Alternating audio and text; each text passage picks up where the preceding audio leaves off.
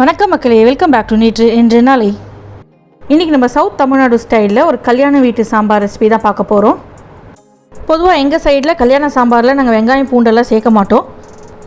இது ஒரு சவுத் தமிழ்நாடு ஸ்டைலுங்கிறதுனால இந்த கல்யாண சாம்பாரில் வெங்காயம் பூண்டு எல்லாம் இருக்கும். மெயின் இன்க்ரீடியன்ட்ஸ் என்னென்னு பார்த்தீங்கன்னா காய்கறிகள், அதுக்கப்புறம் தோரம் பருப்பு, பைத்தம் பருப்பு, அதுக்கப்புறம் இதை அரைச்சி விட்டு நம்ம பண்ண போகிறோம். பொருட்களோட கரெக்ட் அளவெல்லாம் நான் டிஸ்கிரிப்ஷன் பாக்ஸில் கொடுக்குறேன்.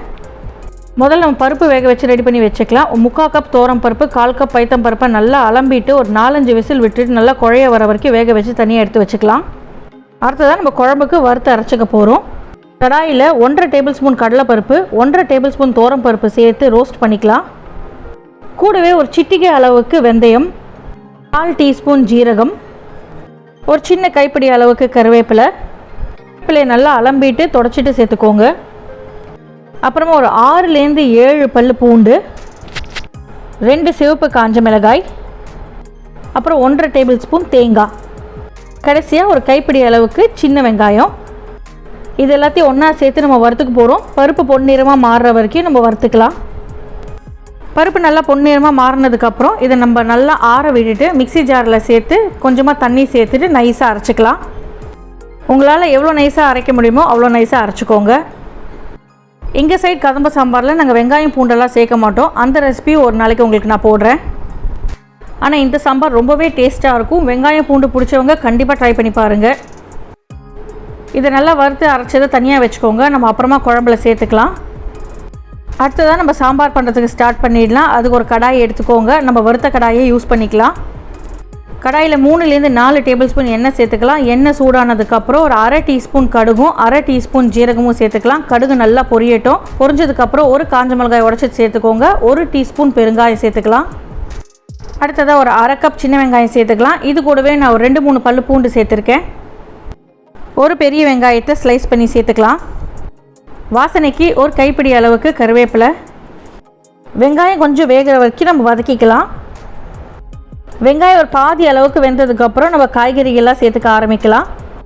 காய்கறிகளை அதோட வேகிற ஆர்டர்லேயே நம்ம சேர்க்க போகிறோம். முதல்ல நான் கேரட், பீன்ஸ், முருங்கைக்காய் சேர்த்துக்கிறேன். உங்களுக்கு எவ்வளோ வேணுமோ அந்த அளவுக்கு நீங்கள் காய்கறிகள் சேர்த்துக்கலாம். காய்கறிகளை ரொம்ப ஃபைனாக கட் பண்ண வேண்டாம், கொஞ்சம் பெருசாகவே கட் பண்ணிக்கோங்க. அப்போ தான் குழையாமல் இருக்கும். அடுத்ததாக ஒரு 2 தக்காளியை ஸ்லைஸ் பண்ணி சேர்த்துக்கலாம். காய்கறிகளுக்கு தேவையான அளவுக்கு உப்பு சேர்த்துக்கோங்க. உப்பு சேர்த்துட்டு இந்த மாதிரி நீங்கள் வதக்கிட்டே வந்தாலே காய் கொஞ்சமாக வெந்துடும். இது கொஞ்சம் வெந்ததுக்கப்புறம் நம்ம அடுத்த காய்கறிகள்லாம் சேர்த்துக்கலாம். ஒரு 1/2 டீஸ்பூன் மஞ்சள் பொடி சேர்த்துக்கலாம். மஞ்சள் பொடி இந்த மாதிரி எண்ணெயிலேயே சேர்க்கும் போதோ அதோட பச்சை வாசனை சீக்கிரமே போயிடும். இந்த காய்கறிகள் கொஞ்சமாக வெந்ததுக்கப்புறம் நம்ம கத்திரிக்காவும் காலிஃப்ளவரையும் சேர்த்துக்கலாம். ஏன்னா கத்திரிக்காவும் காலிஃப்ளவரும் சீக்கிரமே வெந்துடும். இதை நீங்கள் முன்னாடியே சேர்த்துட்டிங்கன்னா நம்மளுக்கு குழம்புல கத்திரிக்காவும் காலிஃப்ளவரும் குழஞ்சு போயிடும். நம்மளுக்கு அது பைட் சைஸில் கையில் கிடைக்கும் போது தான் சாப்பிட்றதுக்கு நல்லாயிருக்கும். இந்த 2 காயுமே நீங்கள் பெருசாக கட் பண்ணிக்கோங்க. நல்லா மிக்ஸ் பண்ணி விட்டுருங்க. மிக்ஸ் பண்ணதுக்கப்புறம் இந்த காய் வேகிறதுக்கு தேவையான அளவுக்கு தண்ணி சேர்த்துக்கலாம். தண்ணி சேர்த்ததுக்கப்புறம் நீங்கள் மூடி போட்டு வேக வச்சுருங்க. காய் வேகட்டும். காய் வெந்திருக்கா இல்லையான்னு செக் பண்ணிக்கோங்க. காய் வெந்ததுக்கப்புறம் நம்ம வறுத்து அரைச்சி வச்சோம் இல்லையா, அந்த மசாலாவை இந்த குழம்புல சேர்த்துக்கலாம். மறக்காமல் அரைச்ச மிக்ஸியை அலம்பி அந்த தண்ணியும் சேர்த்துக்கோங்க. அதில் நிறைய ஃப்ளேவர்ஸ் இருக்கும். இப்போ இந்த அரவையோட பச்சை வாசனை போகிற வரைக்கும் நம்ம கொதிக்க விட்டுக்கலாம். பச்சை வாசனை போனதுக்கப்புறம் நம்ம வேக வச்சு வச்சுருக்கிற தோரம் பருப்பு, பைத்தம் பருப்பு மிக்சரை இதில் சேர்த்துக்கலாம். 3/4 கப் தோரம் பருப்பும் 1/4 கப் பாசிப்பருப்பையும் ஒன்றா சேர்த்து வேக வச்சுருக்கேன். நல்லா குழைச்சிட்டு நீங்கள் சாம்பாரில் சேருங்க. இப்போ இந்த பருப்பு மிக்சரை நல்லா கலந்து விட்டுடலாம். இப்போ நீங்கள் உப்பு செக் பண்ணிக்கோங்க. கண்டிப்பாக உப்பு கம்மியாக தான் இருக்கும். தேவையான அளவுக்கு உப்பு சேர்த்துக்கோங்க. பருப்பு எல்லாத்தோடையும் நல்லா மிக்ஸ் ஆகி கொதி வந்ததுக்கப்புறம் நம்ம புளி தண்ணி சேர்த்துக்கலாம். சின்ன நெல்லிக்காய் அளவுக்கு புளியை நான் கரைச்சி சேர்த்துக்கிறேன். உங்கள் வீட்டு புளியோட குவாலிட்டியை பொறுத்து, புளிப்பு தன்மையை பொறுத்து இந்த நெல்லிக்காய் அளவுங்கிறது மாறும். அதை நீங்கள் டேஸ்ட் பண்ணி பார்த்துட்டு சேர்த்துக்கோங்க. 2 டீஸ்பூன் மல்லிப்பொடி சேர்த்துக்கலாம். நம்ம வறுத்தோம் இல்லையா, அதில் நான் மல்லி சேர்க்கலை, அதனால் இப்போ நான் மல்லிப்பொடி சேர்க்குறேன்.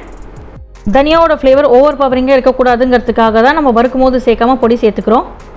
கடைசியாக ஒரு 2 டீஸ்பூன் சாம்பார் பொடி சேர்த்துக்கலாம். சாம்பார் பொடியை நேரடியாக சேர்க்காம நான் தண்ணியில் கரைச்சி சேர்த்துருக்கேன், உங்களுக்கு ஈவனாக ஸ்ப்ரெட் ஆகிறதுக்கு.